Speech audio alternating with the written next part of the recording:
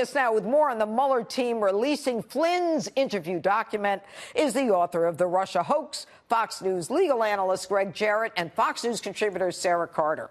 All right, guys, I'm excited to be doing this. Here we've got just released the new 302. We didn't even know if there was a 302 because on Wednesday, when Judge Sullivan ordered that it be turned in on Friday, we didn't get it on Friday, but we get it today. It's heavily redacted. And a 302, for the viewers, just so you know, is basically the interview of an individual that is turned into a report, a 302. It is supposed to be done contemporaneously with the report. Now, what we have here is we now have a version of the January 24th interview of Michael Flynn, signed February, one version in May, and then we've got one version in August. Greg, which one do you believe? Well, I think you have to look at the very first one. Usually the first is the most authentic and honest. And it clearly states that these FBI agents who interviewed Michael Flynn determined that he was telling the truth, that he wasn't lying. But, you know, these prosecutors, Mueller's prosecutors, tried to pull a fast one on this federal judge, Emmett Sullivan. He was having none of it. Last Friday, they were supposed to hand over these documents. They deliberately hid the 302 from the judge. He noticed it, and he issued a minute order today saying, turn over that document. So that's a red flag for the judge. It puts him on alert. During tomorrow's hearing, he may say, why did you hide that document from me? Well, not only did they hide it, but they defied his order and didn't turn it in on Friday. Right. If you and I did that, we'd be in contempt. Well, definitely. Someone would be in contempt. And I'll go to you, Sara. You know, when Mueller withholds the 302, which is the essence of the statement that Flynn made, which is the basis of his lying, or as the Feds see it. But as they see it, to be honest with you, they said he really wasn't lying. So what we have here is a judge who tomorrow has a decision to make. He can vacate the plea, or he can allow the sentence to go through, which the prosecution is recommending no time. Well, I think Judge Sullivan is not just going to sit back and allow Mueller and the special counsel to walk all over him. I think he's definitely going to make a statement. I also want to say, Judge Janine, that they didn't turn in the raw notes. That is the raw notes from the FBI agent, Joe Pienka, who was the other agent who interviewed Flynn. And that's extremely important because a lot of times, and I was talking to Sidney Powell about this, a lot of times the raw material, those raw notes, are drastically different from the 302s. So the judge is going to want to compare the raw notes of the FBI agents with these 302s. And remember, 302s should be done within 5 days.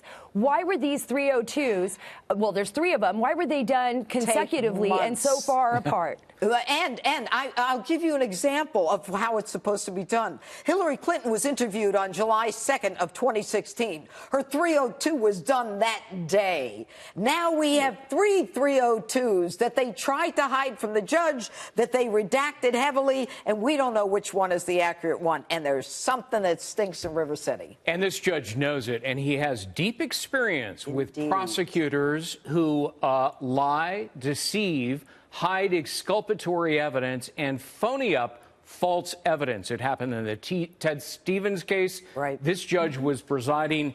So, you know, look, these are prosecutors who don't care about justice and the truth. Mueller's team only cares about getting Trump and winning their cases. But this judge cares about justice. And he may turn to the prosecutors tomorrow and say, wait a minute. Look at this 302. Why did you charge a guy with lying when you don't think he was lying? Not only that, the judge has the authority to vacate the plea. He has the authority to dismiss in the interest of justice. But what's interesting is that Flynn did not make any of these motions. The judge will have to do it sua sponte on his own. Will he? And notice the judge said, he said, don't turn this over to the defense. Turn it over to me. Right. I want to see these documents. And the judge may actually turn to Michael Flynn and said, what happened here? If you didn't lie, and the only two witnesses said you didn't lie, were you coerced and forced? Did Mueller and his team threaten your son? Did he cause you to essentially go bankrupt and broke? Is that why you pled? But in addition to that, what he can say is, he can say, you know, you intentionally dissuaded him from bringing an attorney. And although this is not a custodial interrogation, which would require Miranda rights, there is a nuance here. And the nuance is when they say you don't need a lawyer, and when they try to talk you out of it, Sarah, aren't they in as bad a place as if they didn't Mirandize at all? Absolutely, they are. And if you look at the 302 itself, the lie is right up at the top of this 302, because they said they notified him of the nature of this interview.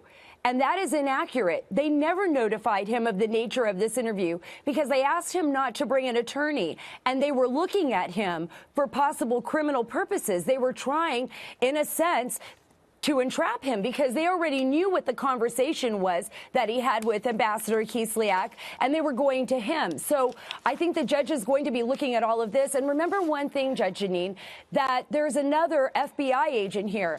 Everybody has talked about Peter Strzok.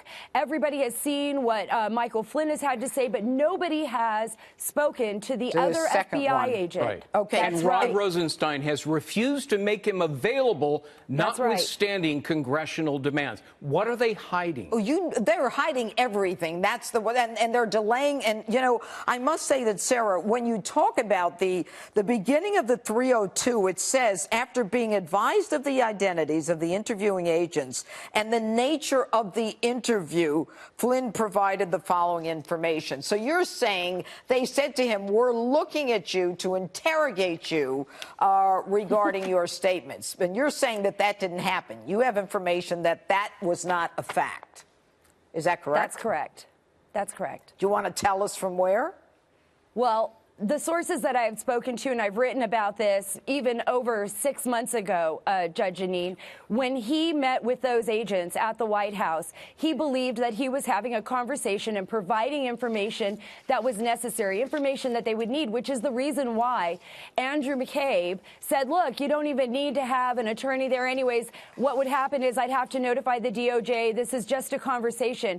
There was no way at that point in time, according to the sources that I've spoken with, that Lieutenant General Michael Flynn thought that he was being interrogated. In fact, throughout half of that interview, he thought that they were just having a normal conversation. Because McCabe got on the phone and lied to Flynn about the reason for the interview. Then he pushed him not to have, you don't need to have a lawyer. We don't need to involve the lawyers in this. And they conspired. Comey, McCabe, and Strzok, and Pientka, apparently, conspired not to tell Flynn they had a transcript of his very legal conversation with the Russian ambassador. But he already would know that, wouldn't he, Greg? He would know that. He's speaking to the ambassador. Did he know that, Sarah?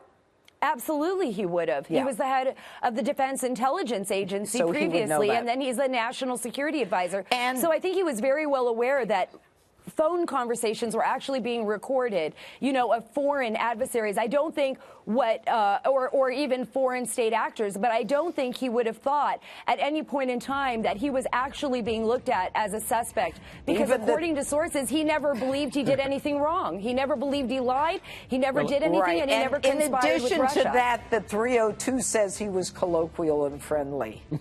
That's right. Go ahead. I mean, it was such a setup. They lied to him over it. They had a plan. Let's hurt Trump.